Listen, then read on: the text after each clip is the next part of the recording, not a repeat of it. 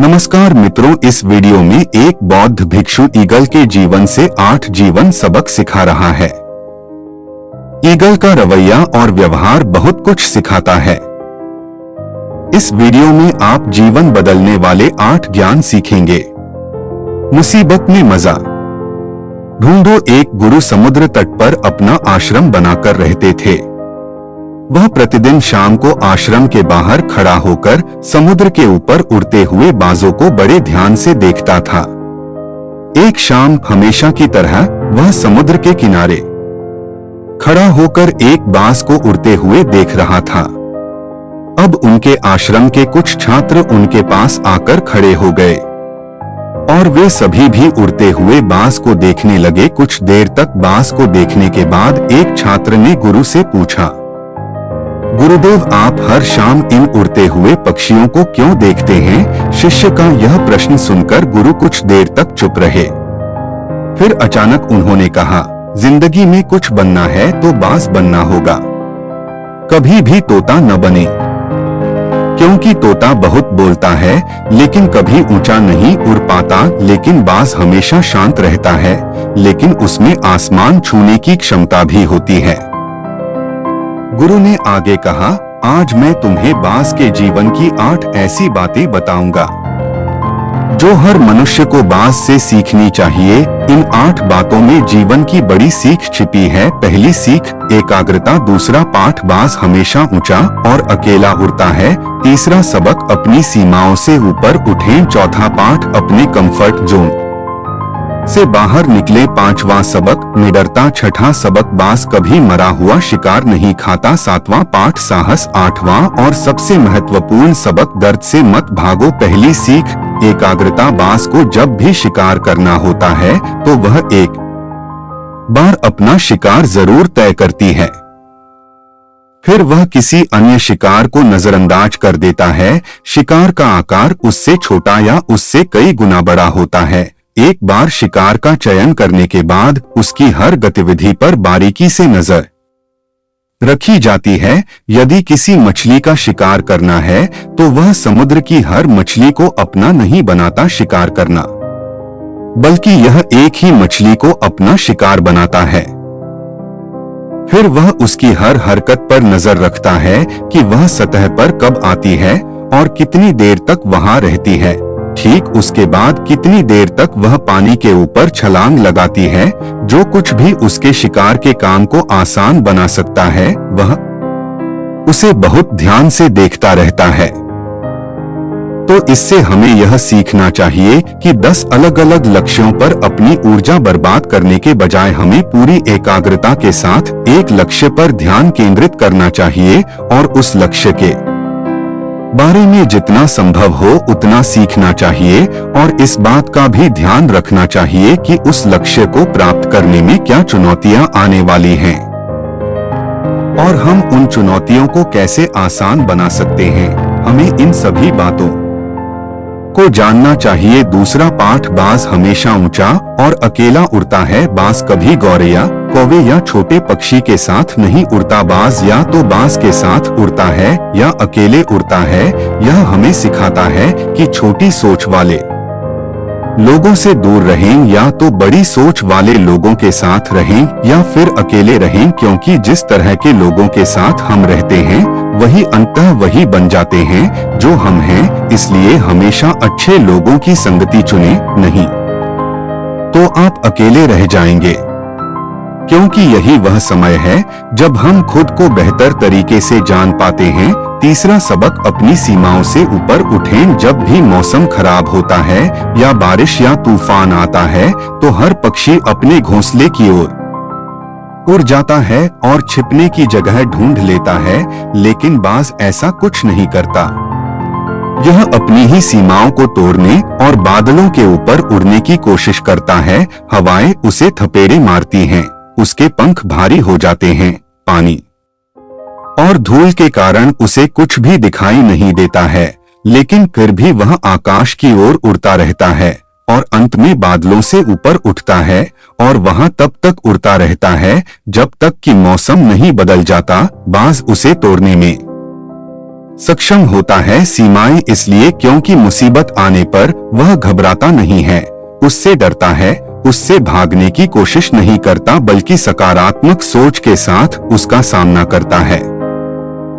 इससे हमें यह सीख मिलती है कि जीवन में जब भी कोई समस्या आए तो उससे भागना नहीं चाहिए, उनसे बचने की कोशिश न करें, बल्कि अपनी आंखों से समस्या का सामना करें और तब तक उसका सामना करें जब तक वह समस्या पूरी तरह खत्म न हो जाए। और यह तभी संभव है जब मनुष्य सकारात्मक सोच और सकारात्मक दृष्टिकोण के साथ समस्या का समाधान करे। चौथा पाठ, अपने कंफर्ट जोन से बाहर निकले। बाज कभी भी अपने घोंसले में घास के नरम तिनके नहीं रखता है, और जो तिनके नरम हो जाते हैं वह उन्हें बाहर निकालकर फेंक देता है। वह ऐसा इसलिए करता है क्योंकि उसमें घोंसले से बाहर निकलकर शिकार करने का जुनून होता है।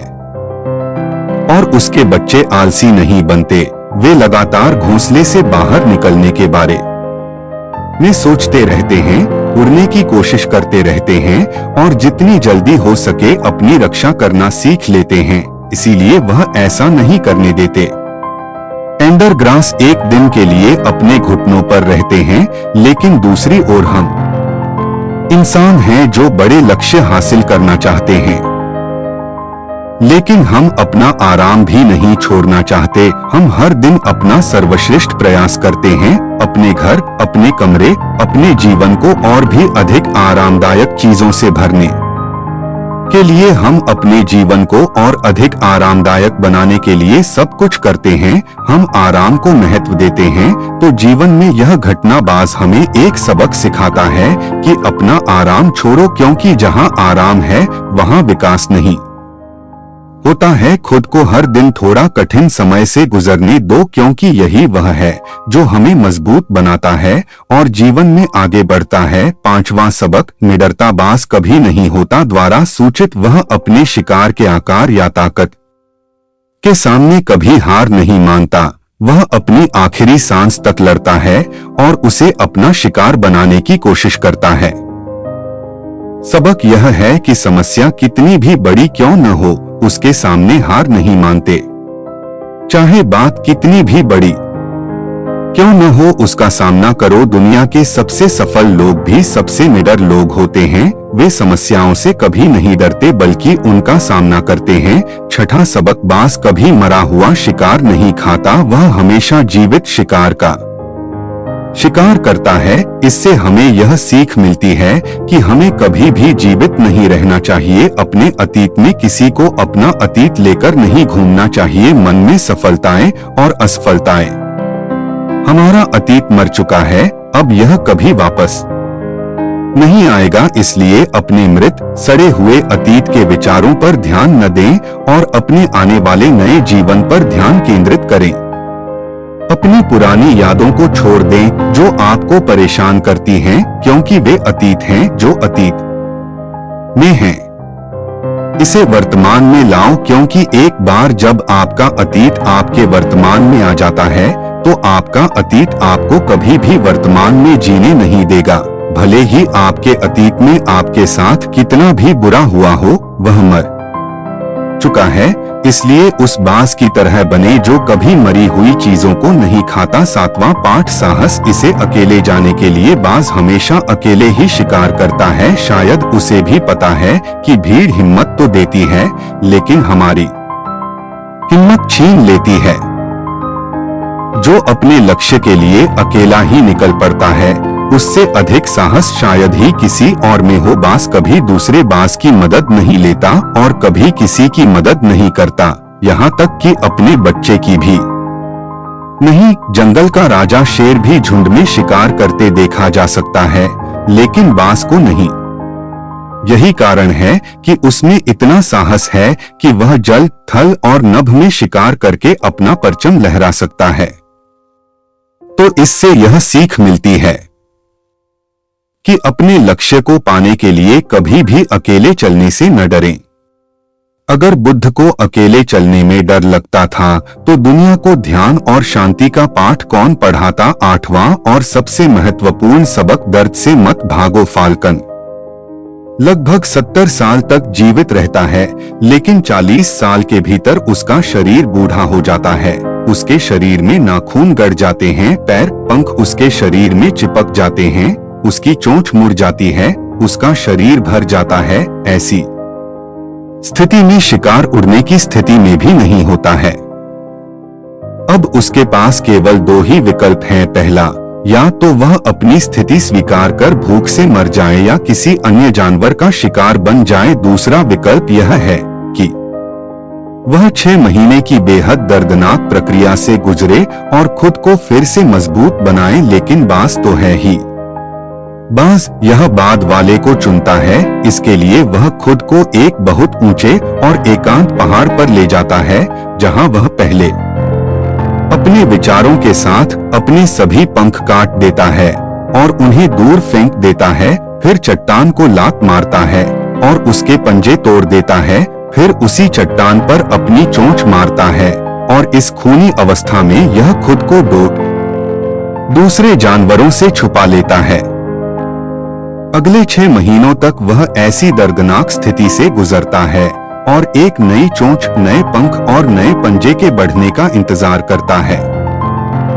6 महीने के इस दर्दनाक समय के बाद जब उसके पंजे नहीं बल्कि नए पंख उग आते हैं और एक नई चोंच आती है, तब वह अपना नया जीवन शुरू करता है और शिकार पर निकल जाता है और अगले 30 वर्षों तक फिर से शासन करता है।